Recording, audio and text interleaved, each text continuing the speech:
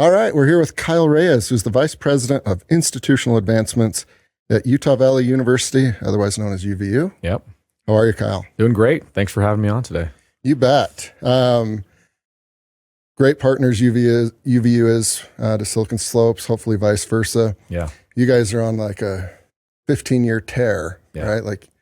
Firing on all 8 cylinders. You've been there a long time. I have. This is, I'll be wrapping up my 21st year here in August. And it looks like you're 21. Thanks. Right now. So. No, it's been fun to see the growth, really, from UVSC in 2003 with our enrollments, less than half of what it is now, and to see the growth in all ways, right? Yeah. And you've got like all the numbers that are fun, and you guys can tout, like, I know you guys are big on first-time college attendees, right? And single moms. And stuff that actually moves the needle. Yeah. But then even if you don't have an association, driving up and down, you see that UV is getting bigger geographically. And for sure. A lot of nice buildings. Yep. And the sports are pretty cool, right? Yeah, like ramping up. Playing big-time sports, yeah, which is cool. Yeah. And it feels a lot more, like a college and university than when I went there right around 2003. Yeah. It seemed like a lot of concrete at the time. And now it's completely different, I think. Yeah, I mean, look, 2000, we became a university in 2008. A lot of transformation that was part of that transition. And then really, it was critical at that time when President Holland first came on board to say, it's not every day you can just kind of build a new university and a brand. And I remember some really strategic conversations in the cabinet level saying, we're not going to compare ourselves to anybody else. We're not going to try to be this university or that university. We're hungry, right? We're here to serve the community. And I think with that attitude, and then President Jimenez has just added to it, right? Yeah. With that vibrancy and the connections with tech and all that innovation, it's pretty fun to be a part of. Yeah. And she's great. She's just really versatile. Yeah. She's a bit of a chameleon. You could put her in a room for fundraising or put her with the students. Yeah. She's genuine. Yeah. She's not faking it.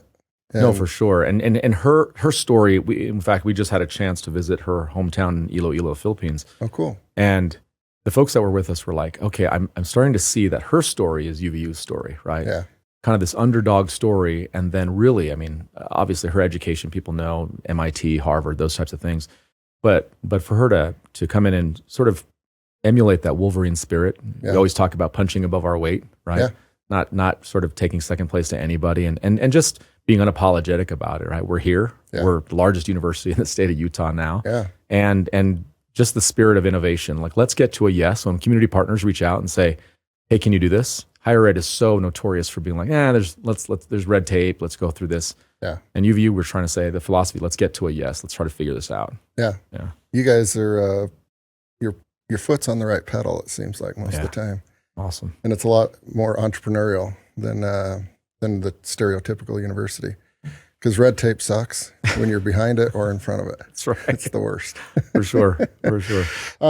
What is your role as Vice President of Institutional Advancement? What does that mean? Yeah, so it's a fancy way to say I'm the VP over fundraising, alumni relations, anything that can help bring resources and kind of new energy and advocacy to support our students, right? So the obvious thing is whenever a big announcement is made of, hey, we received a donation for a new soccer stadium from Utah Community Credit Union or something like that, or the Smith College of Engineering and Technology because of Karen and Scott Smith. Yeah. Those are just not dollars to build buildings. This is really transforming students' opportunities. And so me and my team, we get to play in that space and really tell the story of UVU. Yeah. And it gets easier and easier the more checks get written and stadiums are built and colleges. I was with some buddies down at UNLV and getting a tour of really cool facility and program they have in and around gaming and entertainment. Yeah. And they made some interesting points of they don't have a lot of alumni, because you look and you're like, oh, there's billions of dollars in and around and people that like writing checks. Yeah. But they're not old enough to die yet. Yeah. And so that was really interesting. Yeah. Because the brighter future for like those big checks for UVU is still down the road quite a ways. Well, that and what's fascinating to me is, I didn't get all my degrees came from other universities. And yet having been at UVU for almost 21 years, the majority of our donors, and especially our major donors, never went to UVU, right? But there's something about their children, their nieces, their grandchildren, their neighbors, where there's a realization like, hey, this is the university that's going to serve our community, and the majority of my family members are going to go there, and I want to invest in that. But you're right. As far as our alums, it used to be the story where, our alums just aren't old enough yet, right? They haven't made their wealth or whatever it might be. But I'll tell you, the folks that are graduating in the last 5 years, the companies that they're developing, the startups, the entrepreneurial spirit, and then for them to have this mentality to say, I want to pay it forward for that next student who was just like me 5 years ago. Yeah, which is great. Like that's one way to jump ahead in the line. Oh yeah. Because I remember like graduating, don't have two nickels to rub together, and you get a phone call. Anyways, it's $100 for this and $100. I'm like, what are you talking about? Why don't you give me $100? You have more money than I do. That's the story. There's so many stories just like that. And especially for, like you mentioned, first generation, right? Yeah. We really tout that 37% of our students, over 14,000, would be the first in their families to graduate. I mean, when you're talking about why does that matter? I grew up in a home where my parents went to college. We talked about college from the time I was little. There are some students who are like, I don't even know what questions to start with. And you're asking me to pay fees for this and that, or matriculate into some major and minor. They're like, I don't even know what you're talking about. So we really take pride in the fact that we want to see students and meet them where they're at, no matter where their entry point is. Yeah, which is smart. And again, it like moves the needle. Yeah. And when I tell people like, UVU is the biggest university in the state, they're like, bull crap. Like, and I think it's been a couple of years now that they're the biggest. Good 5-6 years now. So, and that's, what is the number, like 30, 40? Yeah. So on campus students were about 32,000. Total students were nearing 45,000. Right. So that's a big group. Yeah. And you guys have all sorts of programs. There's like a flight school, right? Yeah. We have our own hangar of our fleet of planes and aviation school and top-notch culinary arts program and all these things. So there's like the normal stuff, and then there's like the fun stuff that if you had a rewind button, you might pursue that major. I know you and I should take a cooking class together. Like, you can actually make a living having fun. Obviously very busy, right? Like you guys are on the upswing. A lot of other universities are on the downswing across America, but that's not the case with you. But somehow you find time, family, job, fun, but then you're going to write a book, or you have. Yeah. It's been a passion project. In fact, I really need to thank President Tuminez. When she first arrived in 2018, our very first interaction, at the time I was VP of Student Affairs, which is over all the kind of non-academic student supports. We met, and she's like, hey, I hear you're writing a book. And I was like, no, kind of. Yeah. She said, you need to finish that, right? And there was just something about that push from my new boss to say, hey, let me go for it. So it's been a 5-year labor of love to work on this book project. It's been awesome. And the book's called Lenses of Humanity, How Reflection, Connection, and Empathy Can Change Our World. Yeah. That's a bold title there. Yeah. But you've got your education in and around this topic. I guess this is like a unfair question, but tell us about the book and see if you can boil it down. Sure. Kind of set the hook to get people to buy it. Sure. Well, I'll start here because most people ask like why and just the elevator pitch on what this is about, the synopsis. The why for me is the polarization of not only America but the world in terms of how we communicate. And so my scholarship, my studies, my graduate work, my research, my teaching is all around cultural understanding, right, across difference. Now, that's a fancy way to say I've been doing diversity work in Utah County for 20 years, which is not easy. I'm just uphill, putting it out there, right? I'm Hawaiian, Filipino, Japanese. My wife is Navajo. We've got 7 kids. We love this community, but let's be real. When it comes to issues of cultural difference, it's not like where I grew up in Southern California, right? Yeah. So doing this work in a practical way and having people push back and having folks be polarized, and just the word, how triggering the word diversity is right now, especially in this political climate, I wanted to write a book where I leaned in a little bit more to just, this is not some agenda. This is not some political agenda. The work I do at UVU around cultural competence, cultural effectiveness, helping my graduates, my students become ready for a more globalized world.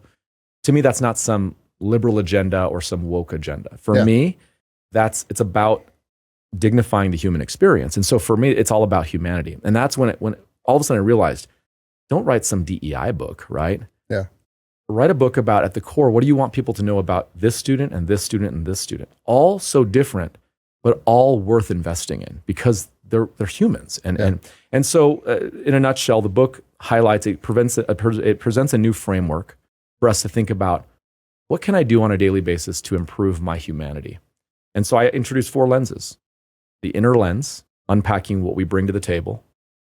The context lens, the work we have to do to go get education, engagement, immersion, and exposure to learn more.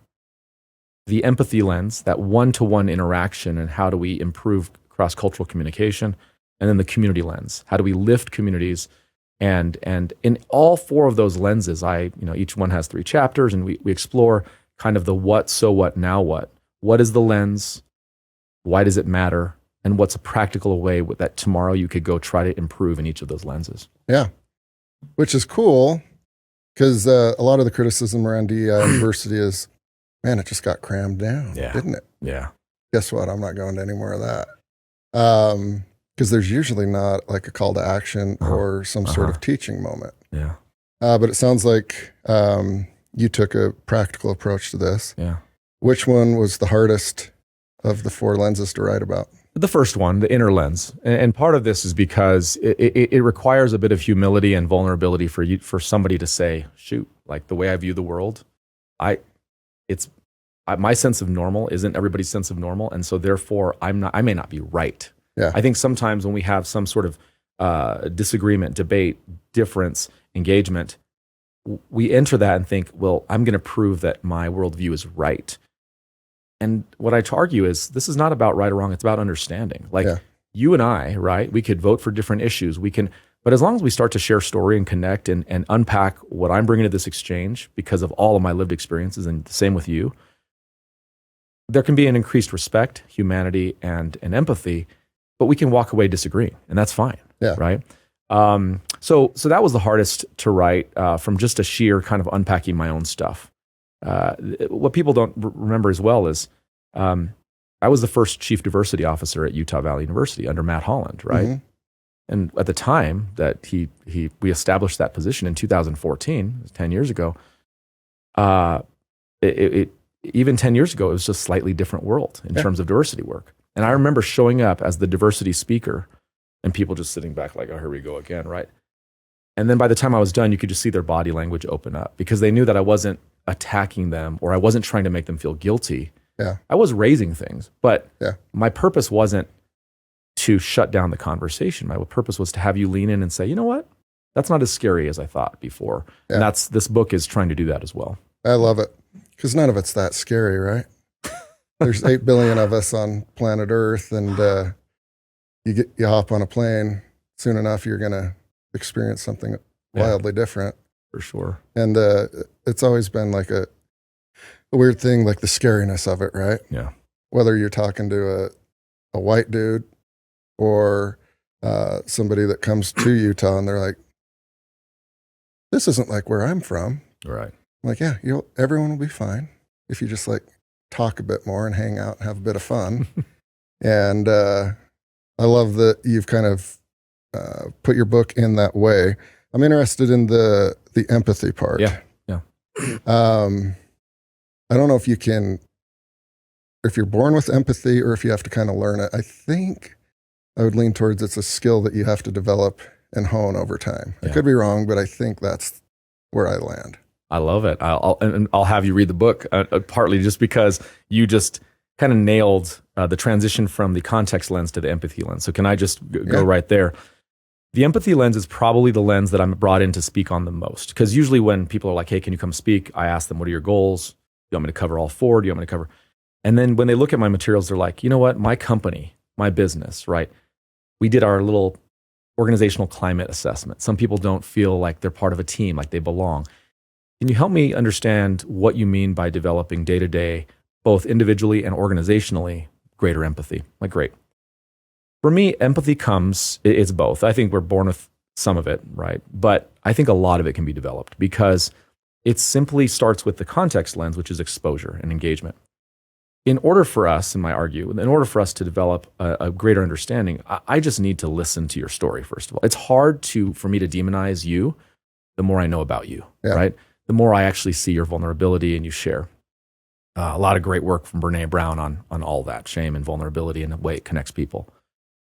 In the empathy lens chapters, I really talk about, it starts with a sense of cultural humility. And that cultural humility I define as just the simple fact that I actually believe that I can learn something from you, even though I may make assumptions by the way you dress, by your environment, the language you use, but I'm going to pause the debate for a second and say, you know what? I actually believe I can learn something from you. Following cultural humility, there's this idea of, can you have empathy for somebody who actually opposes your views, like you disagree with? Can you still have empathy for that person? And I argue, yes, you have to develop it. And the way you do that is through genuine inquiry, right? This idea of asking more and more questions to understand. The more people ask me all the time, especially as a chief diversity officer, when I come in and consult with companies, and they're like, oh, we took 2 steps backwards with the last diversity officer we hired. I thought it was going to be great, but it was a more symbolic, and it was worse. I'm like, okay, what are your goals? Well, I just want, everybody to authentically feel like they're okay. So we start talking about how do you address a hot button moment when somebody says something racist or sexist, or they say something that is discriminatory? Do you just shut them down, or how do you address it? And I'm like, first of all, I ask more questions. I'm trying to find out where that's coming from, because they're speaking from a lived experience that I don't know, and I don't agree with their thought, but I still need to find out. And so much of the empathy lens is something that comes with practice, exposure, engagement, and the more diverse lenses that we're exposed to, the more natural our empathy can become. So it's something you have to work on, though. Yeah. Constantly. Yeah. I can't even imagine a world where people would want to agree with everyone, right? Like, oh gosh, no. That's so boring. It's so boring. That's so boring. Like I got invited to a few debates, the presidential debate last week. And it's like, I can with really close to 100% predict who's going to be there, right? And so I ended up going to one, and I'm like, I can't watch, first off. And let's just go in the corner and talk. And I'm like, there's something wrong with this group, right? Like, we got to mix it up a little bit. You'd go away a lot more entertained, but you'd also like hone your empathy skills. If there was Biden supporters and Trump supporters, right? The hooting and the hollering. And then if somebody really wants to, they can take it outside and see how brave they are, right? Yeah. Nobody ever is. Yeah, no. So it feels unnatural to me for everyone to be like, yep. No. It's not fun. And I love talking to people that are like left of Trotsky or, like far right. They're entertaining. Yeah. But I love what you brought up of keep asking more questions. Yeah. Because then you're like, oh, I'll be damned. There was a good reason or a bad reason for them saying that or acting that way. Well, and when we talk about workplace differences, right? Conflict in the workplace. Yeah. First of all, we have to kind of dissect, like, okay, is this just a stylistic difference? Is this a fundamental philosophical difference? Are we just somebody holding another person accountable? Like, let's bracket what that difference is. But if we're talking about just differences of opinion on things, oh my goodness. I mean, scores of research talk about, we know that the more diverse the team and the better the environment to foster that healthy exchange and debate of ideas, the more productive that team's going to be, the better the outcomes, all that stuff. What is dangerous is when we start to, shy away from these moments where we say, everything makes me uncomfortable. In Utah County, I mean, again, I love this place. I want to be very clear. I'm raising my family here. But let's also be clear that people talk about the passive aggressiveness. People talk about these like safety chambers where you watch the media, the algorithms feed you the stuff that you want to see. And I love to shake it up, not to purposely have you walk away feeling horrible, but to like say, just can you consider that there's another view out there and it's okay. And you don't have to agree and we can still be friends and we can, even within my own family, right? We have big disagreements politically and we break bread together and we love each other, right? Absolutely. And so I completely agree with you. Yeah. And people's politics change. Give them 2 years, 4 years, 8 Exactly. years. Lived experiences, right? Yeah. It changes. Yeah. You got to have a bit of confidence and moxie to write a book. I'm always impressed, like going into libraries or bookstores. I'm like, man, these people accomplish something in their life. And some of them will get read a lot, some won't. Yeah. But 5 years, right? Yeah. So what happened when you had writer's block, or what happened when you were a little like, I'm going to have to put my name to this? Yeah. Was it more research? Did you have mentors? Did you have like groups of people that you'd throw ideas on? Yeah, a little bit of all of that you just mentioned.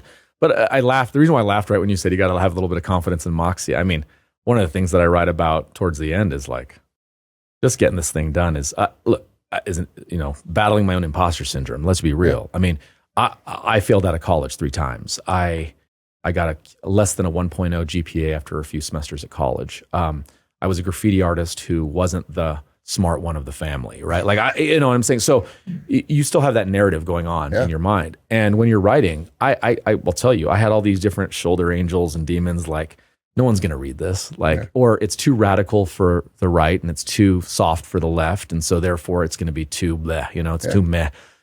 So I had all that going on, but I would hit these strides where I'm like, okay, I feel like I have something to say, and I would write it and then I'd refine it, but it was a lot of refining. And for me, the breakthrough was, as I shopped it around to different literary agents and different publishing houses, they would ask me, who's your audience, right?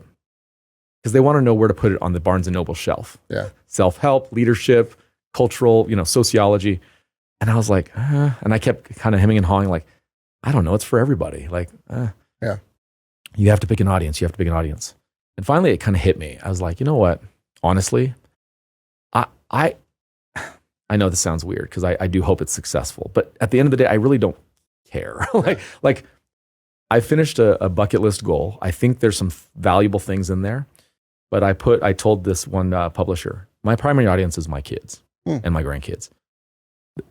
I just want them to be kind humans. Yeah. Like I want them at one point, because I got a 7-year-old girl, a 19-year-old boy, and everything in between. They're not interested in reading that book right now. No. But one day they will. And one day they're going to be like, you know what? That's pretty cool that Dad was all about this kind of stuff, right? Yeah. Actually, like trying to bring people together, healing, understanding, cultural difference. Diversity is okay. In fact, it's not just okay, it's awesome, right? Mm-hmm.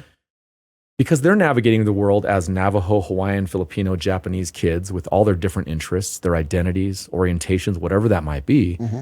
And they need to also be equipped with the tools to say, hey, I kind of want to leave a mark in this world. So that was a big breakthrough for me. And once the audience became my kids, and not like making money, am I going to take off the political left or right, or is it academic enough? It flowed so much better, and I felt more authentic. And I almost wrote, it was almost like a letter to my kids, like, hey, if I could teach you one lesson in life, it's like, be compassionate, be empathetic, like have fun, like these types of things. But then I kind of had to get it back to the lenses of humanity. So I love that.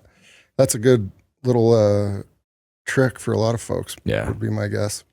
Teddy Roosevelt wrote dozens and dozens of books, a lot of really good, like bestsellers, like pretty prolific writer. I think one of his best, if not best, was Letters to His Children. Yeah. Because that was probably quick, fast, and like accurate right out of the gate, right? Like, well, and it's not over edited, right? Yeah.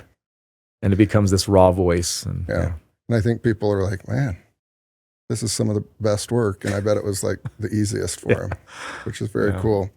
So for folks that want to read the book, there's going to be a lot of ways that they can do that. Yep. What are some of those ways? And ultimately, what is the audience that you'd like to get the book in their hands first? Yeah, so there's a few ways to engage with the book and with me on this. First of all, the book will most likely be available in September on Amazon. And so stay tuned, connect with me on social media, Kyle Reyes on various platforms. And as far as, anybody that might be out there who is like, look, I run my business, I'm an organization, or, you're part of a leadership team, and you're confronting some of these very issues, especially in a time like a political year where things are so divisive right now, and people are having a hard time even knowing how to address issues of difference, issues of multiculturalism. How do they bring this in? Trust me, I know there are so many ways that's been done where it's not landed well. Mm-hmm. And I've dedicated my career to making sure that we're moving forward with these conversations, not backwards. And so feel free to please reach out to me, connect with me again on social media. I have spoken, I've consulted with organizations, over 200 organizations across the United States, 30 states, speaking, consulting on how do we bring these organizations together in terms of a sense of understanding, belonging. How do we make sure that every voice is valued within our team? Those types of things. Perfect. Yeah, so people can build upon the book with you in person. Yeah, that'd be awesome. Little double feature. Yeah. Perfect. All right. Thank you. You bet.